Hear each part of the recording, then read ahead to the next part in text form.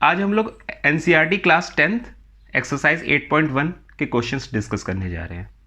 तो first question क्या है, इसमें कह रहा है in triangle A B C right angle at B A B is equal to 24 centimetre, B C is equal to 7 centimetre, determine sine A cos A. तो जैसा इसमें कह रहा है राइट एंगल एट बी, तो आप ट्रायंगल बनाइए A B C right angle at B. क्या दिया है इसमें, A B equal to 24 centimetre, B C equal to 7 centimetre. अब ए सी नहीं पता है, पर ए सी हम बाय पाइथागोरस थ्योरम फाइंड कर सकते हैं। तो बाय पाइथागोरस थ्योरम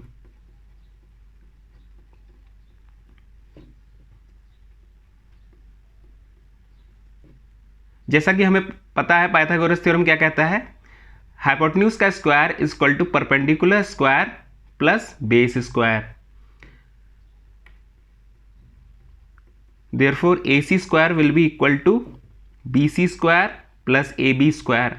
अब यहाँ पे एक चीज़ ध्यान देना है, यहाँ पे एंगल A की बात हो रही है, तो यहाँ पे एंगल A ये है, तो परपेंडिकुलर क्या हो जाएगा, इसके ठीक अपोजिट वाला, यानी BC परपेंडिकुलर एक्ट करेगा और AB as a base act करेगा। इस चीज़ का ध्यान रखना है।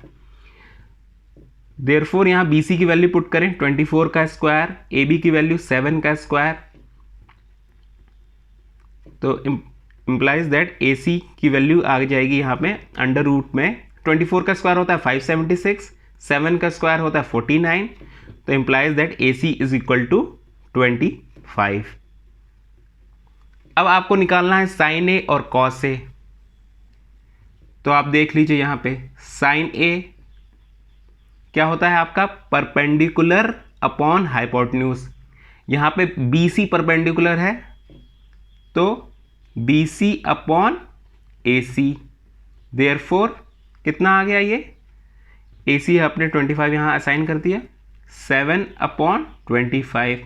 सेम इसी तरह फिर कॉस ए क्या हो जाएगा, कॉस का फॉर्मूला होता है बेस अपॉन हाइपोटेन्यूज। यहाँ बेस ए बी है, ध्यान रखिएगा, हाइपोटेन्यूज ए सी है, तो ए बी अपॉन ए सी। तो वैल्यू पुट कर दीजिए 24 अपॉन 25, ये आपके आंसर है। अब इसी क्वेश्चन के सेकंड पार्ट में क्या पूछ रहा है, साइन सी और कॉस सी फाइंड कर रहा है। तो कुछ नहीं, एंगल सी बोला है तो सी पे जाइए। अब यहां परपेंडिकुलर क्या होगा, ठीक इसके अपोजिट वाला। पिछले केस में ए के अपोजिट बी सी था, अब यहां सी के अपोजिट ए बी है, तो अब परपेंडिकुलर क्या एक्ट करेगा, ए बी।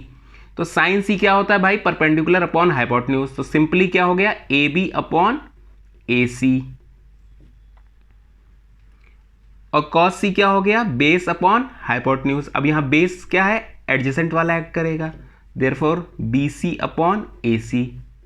वैल्यूज पुट कर दीजिए, ए बी आपको पता है 24, ए सी 25, बी सी 7, ए सी 25। ये आपका सेकंड पार्ट का आंसर हो गया। इसमें कह रहा है in figure 8.13 find tan p minus cot r।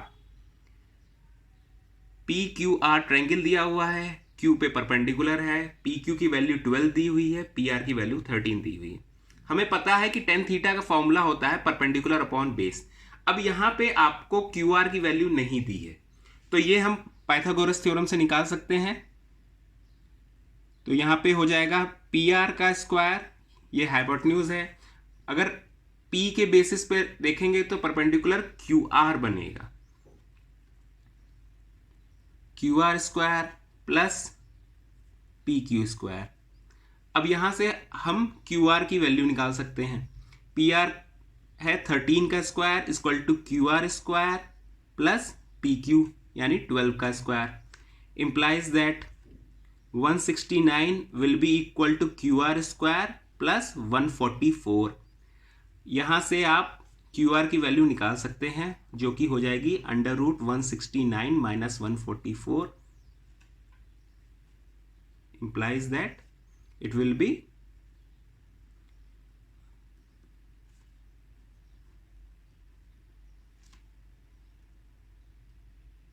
Q R की वैल्यू रूट 25 हो जाएगी, implies that Q R is equal to 5।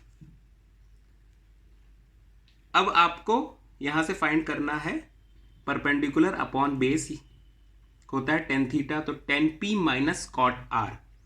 Ten P क्या है?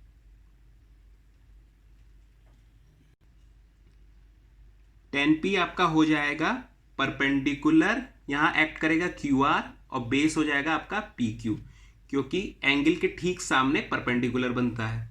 तो Q R upon P Q क्या है ये? 5/12। अब कॉट आर की वैल्यू क्या होगी? कॉट थीटा होता है 1/10 थीटा। अगर परपेंडिकुलर अपॉन बेस 10 थीटा है तो कॉट थीटा हो जाएगा बेस अपॉन परपेंडिकुलर। अब आर के रिस्पेक्ट में बेस होगा आपका क्यू आर, तो cot R will be equal to Q R upon perpendicular यानी पी क्यू। वैल्यू सेम आ जाएगी। अब find tan P minus cot R, तो tan P minus cot R, tan P की वैल्यू पुट करिए 5/12, cot R की value put करिए 5/12, it will B 0। ये आपका आंसर है। अब नेक्स्ट क्वेश्चन देखिए, क्वेश्चन 3। इसमें दिया हुआ है if sine A equal to 3/4 calculate cos A and tan A. अब एंगल कहां बन रहा है? ए पे, तो इसमें परपेंडिकुलर क्या हो जाएगा? बी सी, और बेस होगा ए बी, और ए सी हाइपोटेन्यूज है। अब हमें पता है कि sine theta is equal to perpendicular upon hypotenuse. तो यहां परपेंडिकुलर क्या है? बी सी है और हाइपोटेन्यूज ए सी है। तो अगर साइन ए की वैल्यू 3/4 दी हुई है तो देयरफॉर बी सी क्या हो जाएगा? यहां पे 3 और ए सी हो जाएगा आपका 4। अब पाइथागोरस थ्योरम से हम ए बी की वैल्यू निकाल लेते हैं, तो therefore A C square is equal to B C square plus A B square.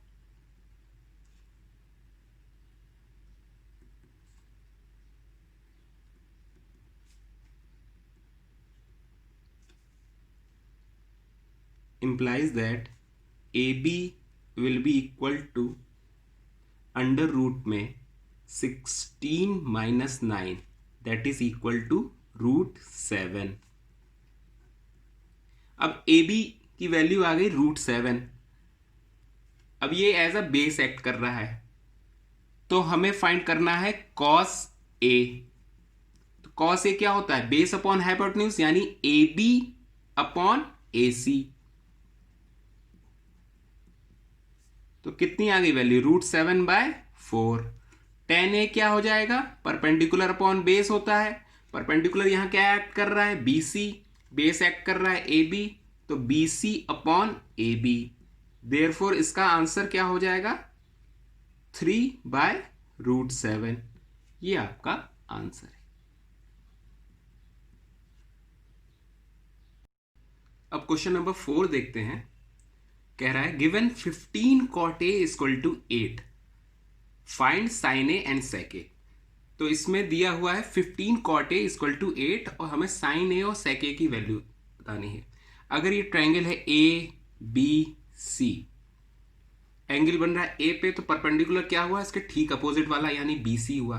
अब हमें पता है cot theta is equal to base upon perpendicular, यानी कॉट ए एक्चुअल में इसका हम यूज करें तो हो जाएगा 8/15, जो कि क्या है? बेस अपॉन परपेंडिकुलर, मतलब यहां पे बेस होगा 8। अगर एंगल यहां बन रहा है तो बेस होगा ए बी, तो therefore A B upon B C, तो बी सी की वैल्यू हो गई 15। अब पाइथागोरस थ्योरम से हम ए सी की वैल्यू निकाल लेंगे, तो therefore A C square equal to A B square plus B C square. A B square आपका 8 का स्क्वायर हो जाएगा आपका 64, और बी सी होता है 15 का स्क्वायर हो जाएगा आपका 225। ए सी यहां से आ जाएगा आपका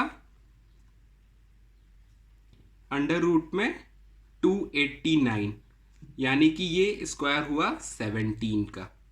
तो ए सी की वैल्यू आ गई 17। अब साइन ए निकालना है आपको। साइन ए, साइन थीटा क्या होता है आपका? Perpendicular upon hypotenuse. यहां परपेंडिकुलर एक्ट कर रहा है आपका बीसी, तो BC upon A C which is equal to 15 upon 17।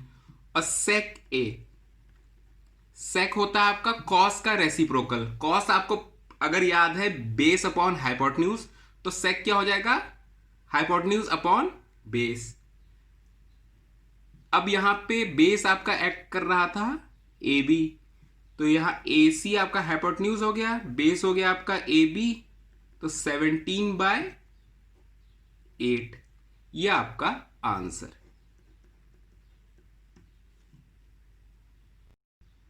अब क्वेश्चन 5 देखते हैं हम लोग।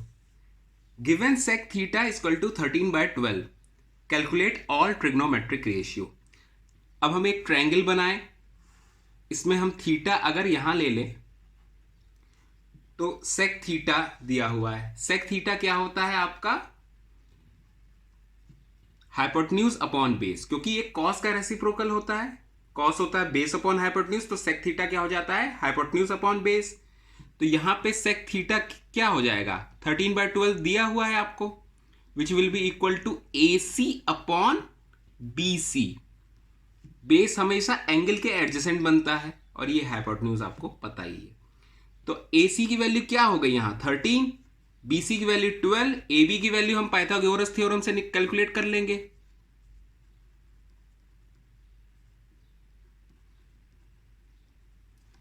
तो 13 का स्क्वायर इज इक्वल टू 12 का square plus A B square.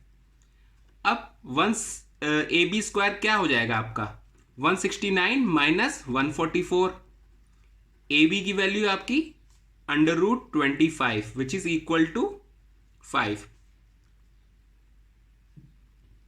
अब आपको ऑल ट्रिग्नोमेट्रिक रेशियोज निकालने हैं, मतलब sine theta, cos theta, tan theta, cot theta और कोसेक थीटा, ये पांचों आपको निकालने।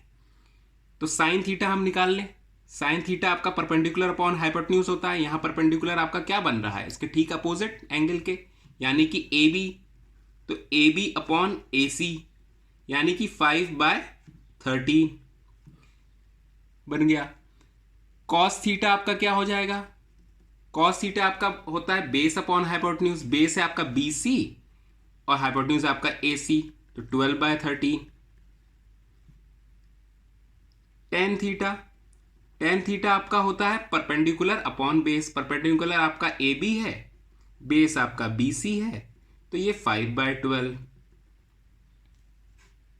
अब आपका सेक थीटा को ऑलरेडी पता था, अब कोसेक थीटा आप निकाल लें। कोसेक थीटा साइन थीटा का इनवर्स होता है, तो आप डायरेक्टली भी 13/5 लिख सकते हैं, क्योंकि यहां 5/13 था। और कॉट थीटा टेन थीटा का इनवर्स होता है, तो आप 12/5 लिख सकते हैं। जैसे अगर आपको नहीं समझ में आ रहा है, तो टेन थीटा अगर A B by B C था perpendicular upon base, cot theta base upon perpendicular होता है, तो देयरफॉर ये 12/5 हो जाएगा। ये आपके आंसर्स हैं। नेक्स्ट वीडियो में हम लोग क्वेश्चन 6 से 11 तक डिस्कस करेंगे। अगर इनकेस आपको अभी भी कुछ बेसिक कंसेप्ट्स में डाउट आ रहा है, तो आप हमारा पहला वीडियो देख सकते हैं, बेसिक्स ऑफ ट्रिग्नोमेट्री। उसका लिंक मैं आपको प्रोवाइड कर दे रहा हूँ। Thank you.